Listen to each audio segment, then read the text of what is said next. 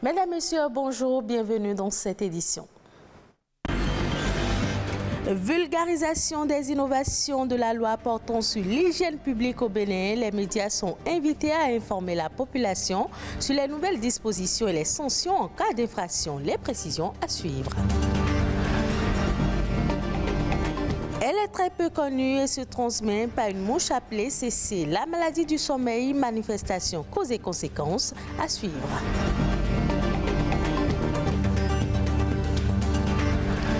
Ce sont des marques corporelles souvent qualifiées de disgracieuses. Elles donnent de l'inconfort. Les végétures constituent un combat pour certaines femmes.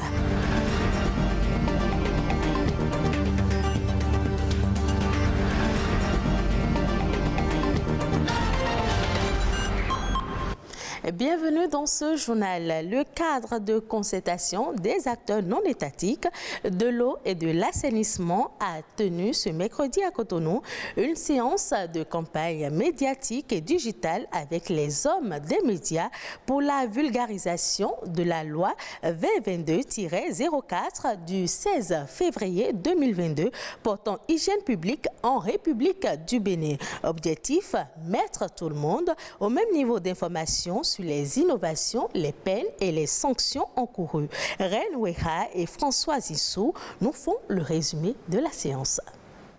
Uriner ou déféquer aux abords des voies et places publiques ou d'y jeter les eaux usées.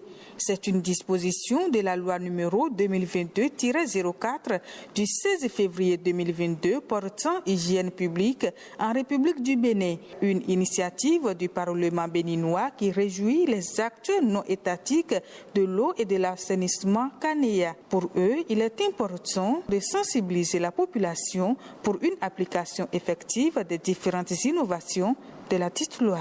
La nouvelle loi comporte plusieurs innovations, dont les plus importantes sont liées à la responsabilisation des collectivités locales dans la promotion de l'hygiène publique, dont l'hygiène des bâtiments publics, l'hygiène des établissements préscolaires, scolaires et universitaires, l'hygiène des centres de détention. Des peines privatives de liberté allant d'1 mois à 3 ans d'emprisonnement seront infligées aux mises en cause.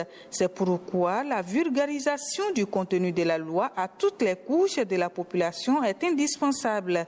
Par conséquent, les médias constituent un outil important. On va continuer à sensibiliser, on va continuer à faire des reportages, des articles dans nos différentes rédactions, toujours pour amener la population à comprendre. Il convient de signaler qu'en cas d'infraction en matière d'hygiène publique, un procès verbal sera établi par le personnel de la police environnementale, sanitaire, agent de forces de sécurité publique ou tout agent habilité. Les sanctions aux infractions varient de 10 000 à 5 millions francs CFA. Selon l'article 165, les amendes sont payées au niveau des recettes du Trésor public. La maladie du sommeil est peu connue et fait partie des pathologies que l'on retrouve en Afrique subsaharienne, notamment dans les zones rurales. Elle se transmet par une mouche appelée CC et crée un état de sommeil permanent. Les causes, conséquences et manifestations de la maladie dans cet élément signé Chalène Kendiro et Ulvaïs Balogun. Communément appelée la maladie du sommeil, la trypanosomiase humaine africaine, comme le paludisme, est une maladie parasitaire. Elle est causée par une mouche dénommée tsetse. Le mode de transmission, c'est la piqûre d'un sujet sain par une mouche, la glossine qu'on appelle la mouche tsetse, qui est infestée. Donc c'est cette glossine qui va transmettre le parasite à un individu sain. Difficile dans l'établissement du diagnostic, ces symptômes sont souvent attribués au paludisme. Les signes ne sont pas très spécifiques. Donc pourtant les gens peuvent porter la maladie sans savoir. Il va y avoir des poussées de fièvre, de céphalée, de courbatures, des ganglions enflés, des choses comme ça. Le sujet va peut-être traiter son paludisme comme d'habitude et continuer son chemin. Il y a les troubles de la sensibilité par exemple. C'est quelqu'un, quand vous allez toucher, il ne va même pas sentir, une sensibilité superficielle. C'est quand la sensibilité profonde est atteinte, lorsque vous mettez du feu, quelque chose, il ne va même pas savoir. Lorsque tu soupçonnes une maladie, une trypanosomose humaine africaine, tu demandes au malade de fermer une porte, de tourner une clé dans la porte. Il ne peut pas le faire parce qu'il va ressentir une douleur à ce niveau-là. Les lésions causées par la piqûre de cette mouche évoluent et peuvent entraîner chez le patient un coma, voire la mort. C'est une maladie, lorsqu'elle n'est pas dépistée, traitée tôt, inévitablement c'est la mort. Mais lorsque le dépistage est précoce, les perspectives de guérison sont bonnes. Mais je dois avouer que ce n'est pas un traitement simple à faire par n'importe qui. C'est un traitement très compliqué, complexe, qui se fait dans une hospitalisation avec des spécialistes pour un suivi correct parce que c'est des médicaments très toxiques. La transmission des trypanosomes est restreinte à des zones rurales précises. Fort heureusement, au Bénin, cette maladie est quasi inexistante. Cette maladie a été endémique au Bénin pendant longtemps, dans les départements de la Takora et de la Donga. Je pense depuis le 31 décembre 2021, le Bénin a été déclaré comme un pays ayant éliminé l'ATHA. Donc on peut se dire fort heureusement que cette maladie n'est plus d'actualité au Bénin. Accentuer la surveillance et les efforts sanitaires, voilà les gages de l'élimination de la maladie du sommeil. On reste dans le domaine de la santé pour parler cette fois des vergetures. Elles sont souvent associées à la grossesse, mais touchent en réalité la majorité des femmes. Ce sont des lésions cutanées profondes qui apparaissent suite à une rupture des fibres élastiques et collagènes.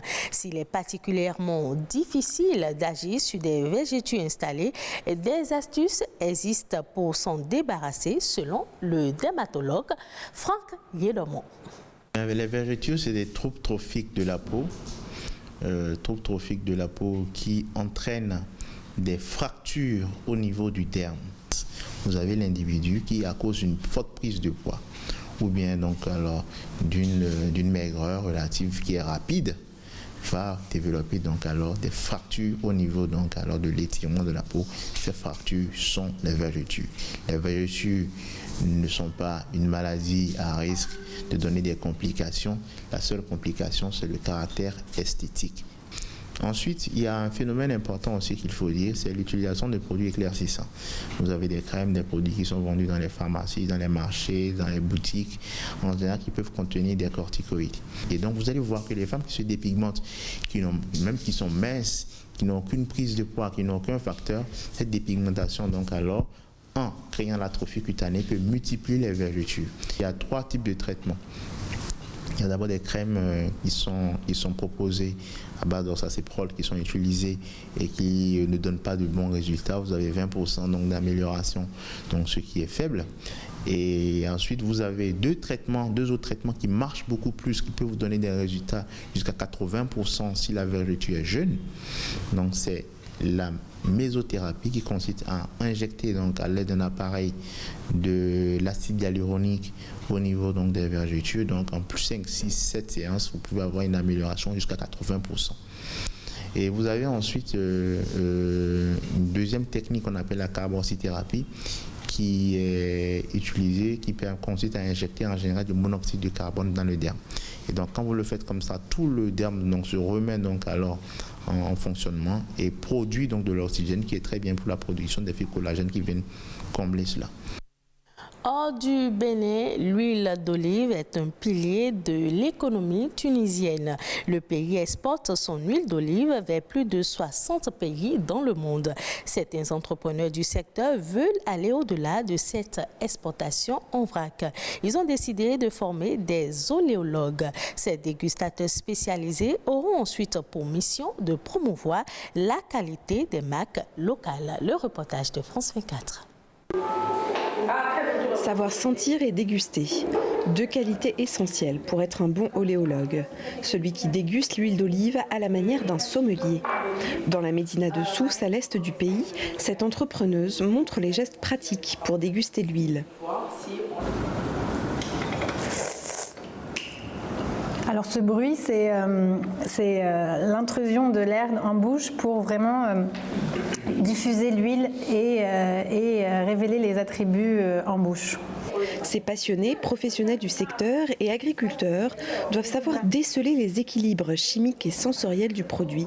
Tu sens l'amande, la pomme? Oui, l'amande des pommes. Le fruité, le piquant et l'amertume sont les attributs d'une huile de qualité. Exact.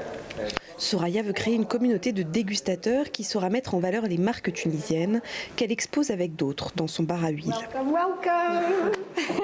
C'est toute une jeune génération d'agriculteurs, de producteurs qui investissent dans la qualité, qui investissent dans le terroir tunisien et on veut vraiment qu'ils aient une plateforme internationale. En Tunisie, il existe déjà 22 panels de certification, mais le métier d'oléologue n'est pas toujours connu. Dans la médina de Sfax, une association a décidé d'éduquer les jeunes malvoyants dès le lycée à la dégustation de l'huile d'olive. Leur formatrice souhaite en faire des experts de l'huile d'olive. L'idée est vraiment de montrer à ces jeunes qui sont différents des autres qu'il y a de nouveaux métiers très accessibles pour eux.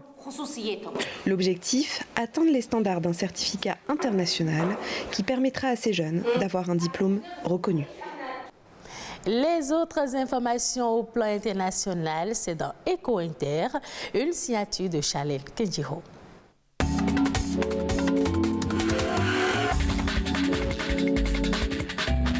En Éthiopie, de plus en plus de fermiers abandonnent la culture du café pour celle du khat, un arbuste dont les feuilles sont marchées pour obtenir un effet stimulant. Le khat est plus rentable pour les producteurs. Si le prix du café est indexé sur les coûts mondiaux et peut donc monter ou brutalement chuter, celui du khat est au contraire fixé localement. Son commerce est jugé plus prévisible et contrôlable, d'autant que la demande en khat ne cesse d'augmenter en Éthiopie et dans les pays voisins.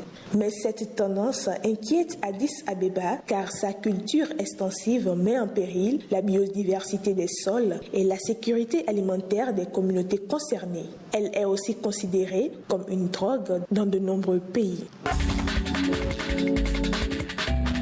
Cette année, Gaza ne pourra couvrir que 70% de ses besoins en huile d'olive. Après une récolte catastrophique la saison dernière, les oliviers affichent de meilleurs rendements.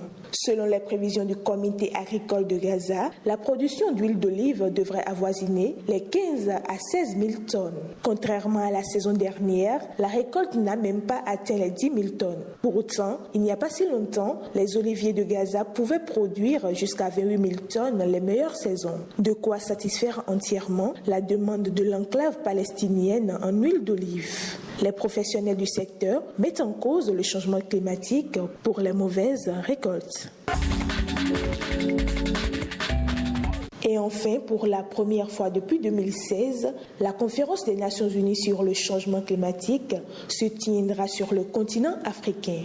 La COP27 aura lieu du 6 au 18 novembre prochain en Égypte. Compte tenu du contexte économique, géopolitique et énergétique, les discussions s'annoncent particulièrement difficiles, mais les pays du Sud pourraient reprendre la main sur les négociations. Particulièrement exposés aux effets du réchauffement climatique, alors même qu'ils sont très peu émetteurs de gaz à effet de serre, ils réclament des compensations financières pour leurs pertes et dommages de la part des pays riches. Si un accord n'était pas trouvé sur ce point, cela affaiblirait considérablement le sentiment de confiance déjà très fragilisé.